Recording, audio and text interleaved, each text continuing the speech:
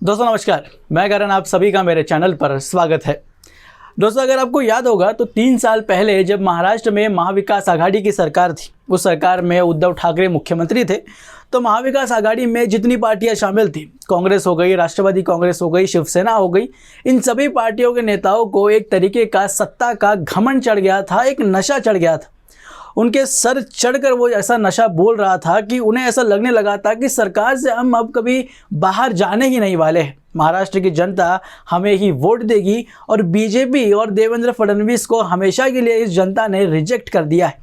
खासकर इस पूरे गुट में शरद पवार और उनकी बेटी सुप्रिया सुळे को तो सच में नशा उनका सर चढ़कर बोल रहा था। उन्हें लग रहा था, सुप्रिया सुळे को स्पेशली, कि मेरे पिता जो स्वघोषित चाणक्य है, उन्होंने महाराष्ट्र की राजनीति से देवेंद्र फडणवीस नाम की एक आंधी जो उठने की कोशिश कर रही थी,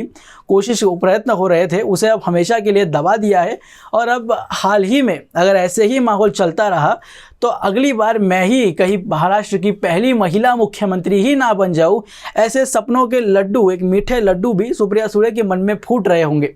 और इसी के चलते मीडिया के सामने उन्होंने एक बार कहा था कि एक अकेला देवेंद्र क्या कर लेगा। देवेंद्र इस तरफ, पूरी महाराष्ट्र की जनता एक तरफ, ऐसे करके एक वक्तव्य किया था। और उस वक्तव्य को अगर आपने लाइव, अगर उस मीडिया की उस बाइट सुनी होगी सुप्रिया सुळे की, तो उसमें आपको दिखाई देगा कि सुप्रिया सुळे के चेहरे पर जो घमंड टपक रहा था, जो दिख रहा था, एक अहंकार का भाव जो सुप्रिया सुळे के चेहरे पर दिख रहा था, और उस अहंकार में जो उन्होंने कहा, उससे साफ तौर पर पता चल रहा था कि मेरे पिता अब महाराष्ट्र के स्वघोषित राजा बन चुके हैं और मैं उनकी बेटी यानी इस महाराष्ट्र की राजकुमारी, अगली रानी बनने जा रही हूँ। अब दोस्तों देखिए, उसके बाद देवेंद्र फडणवीस ने जिस तरीके से गेम पलटा, एक तो उद्धव ठाकरे से एक नाथ शिंदे को अलग कर दिया, एनडीए में लाया, अब बीजेपी की सरकार महाराष्ट्र में लाई, उसके बाद वो खुद उप मुख्यमंत्री बने, जो कि शरद पवार के लिए एक बहुत बड़ा झटका था, क्योंकि उप मुख्यमंत्री बनकर बाहर रहकर ओवरऑल मुख्यमंत्री पद की एक कंट्रोल करना, एक नाथ शिंदे को कंट्रोल करना, पूरी सरकार को अपने हिसाब से चलाना, ये शरद पवार का स्टाइल रहा है। और उसे कदम पर कदम रखते हुए देवेंद्र फडणवीस भी महाराष्ट्र की सरकार को उप मुख्यमंत्री रहते हुए भी कंट्रोल कर रहे थे, जो कि शरद पवार की राजनीति को एक बहुत बड़ा झटका था। उसके बाद तो एक और बड़ा झटका शरद पवार को देवेंद्र फडणवीस ने दे दिया। उनके ही भतीजे अजित पवार को उनकी पार्टी समेत, यानी उस पार्टी का नाम और निशान, उन दोनों को साथ में लेकर एनडीए में शामिल करवा लिया। यानी शरद पवार वही के वही रह गए, उनसे पार्टी और उनका निशान छीन लिया गया, और उनके भतीजे जिसे उन्होंने उप मुख्यमंत्री बनाया और अलग अलग पद दिए, उसे एनडीए में शामिल करवा लिया, जो कि शरद पवार की राजनीति और ओवरऑल पवार फैमिली के लिए एक बहुत ही बड़ा झटका था। और अब इतना विरोध करने के बावजूद भी जरांगे पाटिल जैसे व्यक्ति को जाति के नाम पर जो आंदोलन खड़ा किया उसने, उसके बावजूद भी सारी समस्याओं को लांघ कर देवेंद्र फडणवीस फिर से एक बार महायुति को प्रचंड बहुमत लेकर खुद मुख्यमंत्री बनकर लौटे हैं। तो वो अकेले देवेंद्र के उस वक्तव्य को जवाब देने का इससे बढ़िया समय और क्या हो सकता था। और देवेंद्र फडणवीस ये अच्छे से जानते हैं, इसीलिए मौके का फ़ायदा उठाकर नागपुर में जो कार्यकर्ताओं ने एक सम्मेलन रखा था, उसके अंदर नितिन गडकरी जी भी शामिल थे। तो कल के दिन उन्होंने वक्तव्य किया कि सुप्रिया सुळे ने बिल्कुल सही कहा था कि एक अकेले देवेंद्र फडणवीस की कोई औकात नहीं है। पर सुप्रिया ताई को ये नहीं पता था कि देवेंद्र फडणवीस के साथ, उस एक अकेले देवेंद्र फडणवीस के साथ पूरी बीजेपी भी उनके साथ खड़ी है, बीजेपी का हाईकमांड उनके साथ खड़ा है। क्योंकि दोस्तों एक तरीके से हमारी महाराष्ट्र की मीडिया जो है, वो मराठी मीडिया जो है, जो खुद को एक तरीके से सेक्युलरिज्म, लिबरल बताती है, वो हमेशा से ही शरद पवार को एक चाणक्य बनाने की कोशिश करती आई है। उनका मानना है कि शरद पवार ने महाराष्ट्र के हर एक जिले का पानी पिया हुआ है। महाराष्ट्र की राजनीति को, महाराष्ट्र की जिले की जो लोकल राजनीति है, उसे शरद पवार जितना जानते हैं उतना आज तक कोई इस महाराष्ट्र को नहीं समझ पाया। इस तरीके का एक संभ्रम उस मीडिया ने, लिबरल सेक्युलर मीडिया ने क्रिएट करके रखा हुआ है। अब उसी मीडिया को मैं कहना चाहता हूँ कि शरद पवार एक जिले के स्वघोषित सरदार, अगर पूरे महाराष्ट्र के नेता है, हर जिले का अगर उन्होंने पानी पिया है, तो शायद शरद पवार को ये ज्ञान नहीं था कि उनके ऊपर दिल्ली में जो दिल्लीश्वर बैठे हैं, जो 2 गुजराती बैठे हैं, वो गुजरात के हर कोने का तो पानी पी ही चुके हैं और पचा भी लिया है, पर भारत के हर एक राज्य का, तमिलनाडु से लेकर हिमाचल प्रदेश तक, नॉर्थ ईस्ट से लेकर पूरे गुजरात तक, मतलब चारों ओर से हर एक राज्य का पानी पीकर वहाँ की राजनीति को समझ लिया है और लगभग हर राज्य में अपनी सरकार स्थापन भी करके दिखाई हुई है, अगर कुछ साउथ के स्टेट छोड़ दे उसमें तो।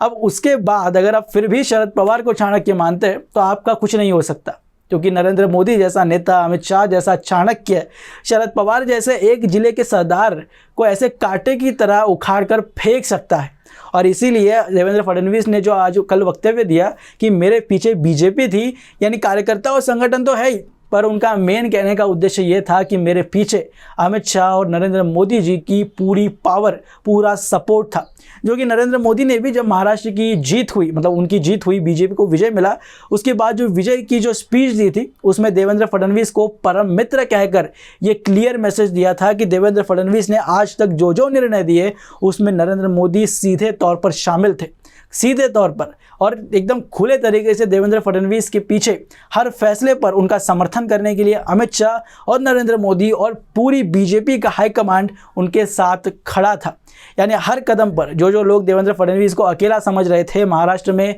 देवेंद्र फडणवीस अकेला क्या कर लेगा, एक अकेला देवेंद्र फडणवीस क्या कर लेगा, ऐसे विचार, ऐसे वक्तव्य कर रहे थे, उनके लिए ये क्लियर मैसेज था कि देवेंद्र फडणवीस के पीछे केवल देवेंद्र फडणवीस नहीं है, ना ही केवल संघ नहीं है, उनके पीछे बीजेपी का हाई कमांड यानी मोदी और अमित शाह भी उनके पीछे खड़े। और आज जो ये महाराष्ट्र में परिस्थितियाँ बदली है, इसके पीछे भी इन तीनों का ही मेजर रोल रहा है। इसलिए आप देखेंगे ना कि एकनाथ शिंदे क्या कहते रहते हैं कि मेरे ऊपर महाशक्ति का आशीर्वाद है। वो महाशक्ति कौन है? वो बीजेपी का हाई कमांड है।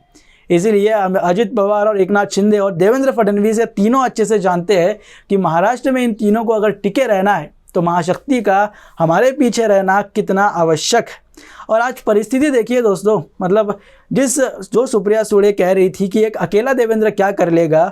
आज उनकी हालत देखिए। केवल 10 विधायक कुछ बचे हैं अब शरद पवार के पास, और वो भी कब तक रहेंगे उसकी भी कोई गारंटी नहीं है। और ऐसी जो परिस्थिति बनी हुई है उसमें सुप्रिया सुळे को भी अब पता चल गया है कि अगर पिता के पीछे मैं रही तो मेरी राजनीति तो अब खत्म होने जा रही है। और इसी के चलते जो ईवीएम पर उनके पिता ने एक आंदोलन सा खड़ा करके रखा है, उसके विरोध में जाकर कल के दिन ही सुप्रिया सुळे ने एक बयान दिया कि ईवीएम पर मुझे कोई शंका नहीं है, क्योंकि इसी ईवीएम के वोटों पर 4 बार मैं संसद में निर्वाचित हुई बारामती की सीट से। तो ऐसे में मेरा ईवीएम पर शंका करना, शक करना थोड़ा सा गलत होगा।